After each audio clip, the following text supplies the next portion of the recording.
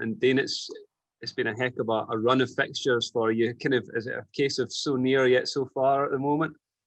I think so. I think it's just been rubby the greens no came our way. So hopefully, well, they say bad luck comes in threes. So hopefully that's not the case for us. But I think that the games have been very competitive and we've been very close. So I don't think if both games had finished a draw, I don't think that the teams who've won the games could argue with that. So it's just a case of being a bit more composed in the final third tomorrow, hopefully.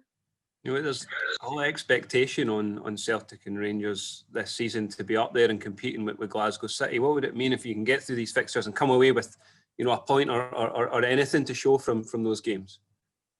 Well, I hope that they've to be up there competing with Glasgow City and Hibs. I mean, I think that's the thing. It's not just Glasgow City. I'd hope that the people are now seeing that we're still here and we're still going to be competing at the top end of the season. So it's not a case of us getting a point from the 3 games. We expected to take 9 points from their games. So we know that was going to be hard, and we know, but that was our target from the 3. And so yeah, we expect 3 points tomorrow, the same way we did the last 2 weeks. I really enjoyed the sense from your players that they feel a bit written off and a bit forgotten about, and that they're using it to fuel them. Is that something that you imagine will stick in your dressing room this season?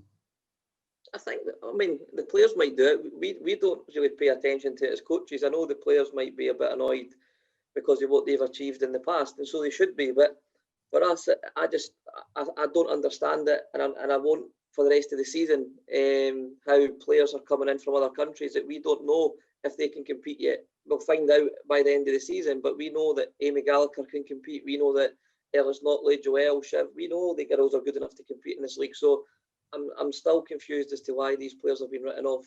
I think Celtic and Rangers have just added to the competition, but it doesn't mean that we've come out of it. What do you expect from Celtic in this match then? Aggression, energy. Just I don't think they'll be too much different to what they've been in other years. I think they've got a bit more quality in terms of players. Lisa Robertson's obviously a big addition that we know very well, and she'll be a player that we'll need to try and stop tomorrow. But we've got players more than capable of doing that. So yeah, I expect it to be competitive, and it'll be a game again that'll be 50-50. It could go either way, but one that we think that we can go and win. Dean, I'll start with yourself. In terms of these games, they've been a bit of maybe a baptism of fire for some of the younger players. Do you think, as much as it's been disappointing not to come out with any points, do you think it's maybe been a good kind of learning curve for some of the players in your squad? Yeah, definitely. I mean, we've had to, obviously, we've set up differently in different games this season, and we've maybe taught the squad something new, and defending's a large part of football. So I think for Hibs and probably Glasgow City for the last few years, it's just been a case of really defending and competing against each other. Whereas now, although our games have been back to back, it works out that maybe 1 in every 2, 1 in every 3 games is a really competitive game now. So that's only going to benefit the young players, and hopefully that'll then lead on to the national team and make them better players. So yeah, it's definitely a competitive season, and one that'll make the players stronger. Perhaps in previous seasons, falling to a defeat to Glasgow City could be seen as a kind of a season-ending result to some extent. But the fact is that it is so competitive now. You saw that at the weekend with all the games that were going on. Does that give you and the team a lot of confidence to know there's still many competitive games to come? Well, that's it. And I think the season's going to twist and turn. And regardless of how the result goes tomorrow, we need to better our points total in the next round of fixtures. So whatever we take from this first round, we need to make that better. So if we win tomorrow and we win the rest of our games, we need to make sure we beat Rangers and we beat Glasgow City next time we play. And I'm sure Rangers need to make sure they beat Celtic next time. So it's going to twist and turn all the way. And like you say, that the fact that there's more competitive games means that even when you lose 1 or 2, there's still a title race going on.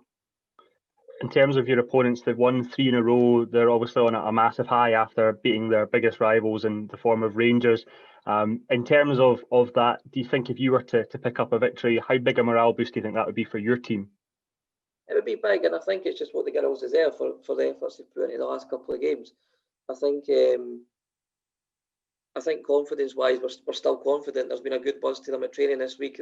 The spirit's not been dampened at all or anything like that. But I think going in and getting 3 points in a big game will be good. Not necessarily for the players like Amy, they know that they can do it, but maybe for the players who've just come into the squad to see that they can go into these games and win. And yeah, but we definitely need to take 3 points tomorrow. I think it's massive.